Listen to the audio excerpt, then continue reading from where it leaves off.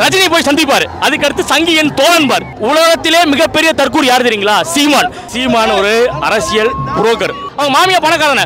அவன் சொந்த காசு ரூபா போட்டு பண்ண சொல்லுவாங்க கட்சிக்கு. போய் லோகேஷ் கனகராஜ் இயக்கத்தில் நடக்கிற கூலி படத்தை போய் பார்க்கிறாரு. அப்ப இவருக்கு என்ன மக்கள் மேல அக்கறை இருக்கு? சீமான் ஒரு அரசியல் புரோக்கர். ஃபர்ஸ்ட் தெரிஞ்சுக்கங்க.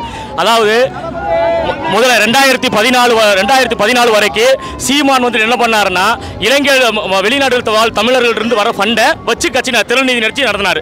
அதுக்கப்புறம் சீமானோட உண்மையான முகம் தெரிஞ்சு வெளிநாட்டில் இருந்து யாரும் நிதி அனுப்புறதில்ல. அதுக்கப்புறம் என்ன பண்ணாருன்னா அரசியல் புரோக்கர் வேலை பார்க்குறாரு. எப்படின்னா 2014 பாராளுமன்ற தேர்தலில் தமிழ்நாட்டுக்கு 39 தொகுதியும் 38 தொகுதி திமுக ஜெயிக்குது. ஒரே ஒரு தொகுதியில் தான் வந்துட்டு தேனியில் வந்துட்டு ஓபிஎஸ் ரவீந்திரநாத் ஜெயிக்கிறாரு.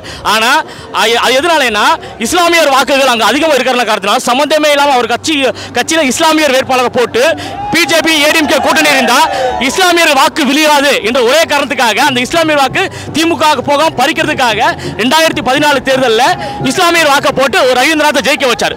அதுக்கப்புறம் போய் பார்த்தீங்கன்னா ரஜினி போய் சந்திப்பார். அதுக்கு அடுத்து சங்கி என் தோழன் பார். ஓகேங்களா? சங்கி என்றால் சக தோழன் பார். அதுக்கப்புறம் பார்த்தீங்கன்னா ஸ்டாலின் முதல்வர் போய் சந்திப்பாரு.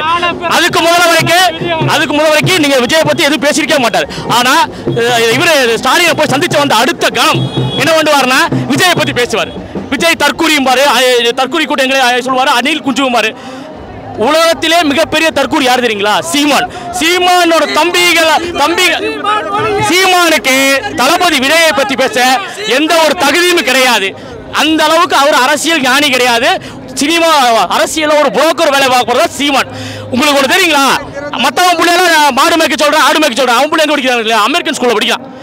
அவன் பையனுக்கு இன்னும் தமிழ் எழுத படிக்க தெரியுங்களா? தெரியாதுங்களா? திருநெல்வேலி வாங்குறாங்க. அவன் பொண்டாட்டி அவங்க சம்சார பணக்கார தானே, அவங்க மாமியா பணக்கார தானே. அவன் சொந்த காசு ரூபா போட்டு பண்ண சொல்லுவாங்க கட்சிக்கு போட மாட்டாரு. ஏன்னா அடுத்தவங்க காசே வாழ்றது. இப்போ ஒரு தலைவனுக்கு சால்வ பொத்த ஒரு தொண்டை வர சால்வ பொத்த நம்ம தொழில தம்பி அப்படின்னு பிடிச்சிட்டு அந்த பையனா தம்பி ஒரு போட்டோ எடுக்கலாம்னு சொல்றாங்க. திருநெல்வேலி கொண்டு இருக்கியா காசு ஒண்ணு சால்வ பிடிங்க. இது என்ன? இது காசுக்காக பயணிக்கும் ஒரு புரோக்கர் அரசியல் தரகர் சீமான். ஆமா, ஸ்டாலினை கலாய்க்கல, உண்மையான நிலவரத்தை சொன்னார். இங்க திமுக ஆட்சியில் நடக்கிற அவலத்தை சொன்னார். உண்மையில இல்லைங்களா? இப்ப ஸ்டாலின் அங்கிள் தானே, ஸ்டாலின் அங்கிள் தானே,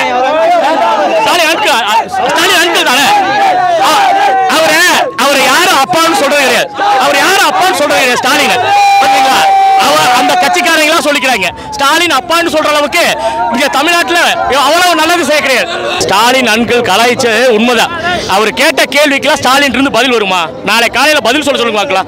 ஏன் கவினோட ஆணவ படுகொலைக்கு இன்ன வரைக்கும் ஸ்டாலின் எந்த நடவடிக்கை எடுக்கல? தூய்மை பணியாளர்கள் அத்தனை நாள் சென்னையில் போராடிட்டு இருந்தாங்களே. ஏன் அமைச்சர் முதலமைச்சர் துணை முதலமைச்சர் வந்து பார்த்துக்கலாம்ல? அந்த துறை அமைச்சர் யாரு?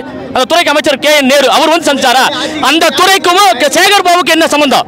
ஓகேங்களா? அந்த தூய்மை பணியாளர் அத்தனை பிரச்சனை நடந்த போது அங்க கூலி தொழிலாளர் அனைத்து மக்களும் தலித் மக்கள் அந்த கூலி மக்கள் போராடும் போது அந்த கூலி மக்கள் போராட்டத்துக்கு போய் அங்க மக்களுக்கு சமாதான பேச்சுவார்த்தை நடத்தாம போய் லோகேஷ் கனகராஜ் இயக்கத்தில் நடக்கிற கூலி படத்தை போய் பார்க்கிறாரு. அப்ப இவருக்கு என்ன மக்கள் மேல அக்கறை இருக்கு?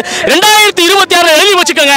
இந்த ஸ்டாலின் மக்கள் விரோத ஆட்சி கண்டிப்பாக தமிழக மக்களால் நிறைவேற்றப்பட்டு எங்கள் மக்கள் தளபதி, எங்கள் தங்கள் தளபதி, எங்கள் அண்ணன் 2026 தமிழக முதல்வராக கண்டிப்பாக ஆட்சியை பிடிப்பார். அப்பொழுதுதான் மக்களாட்சி கண்டிப்பாக தமிழ்நாட்டில் மலரும் என்று கூறுகிறேன்.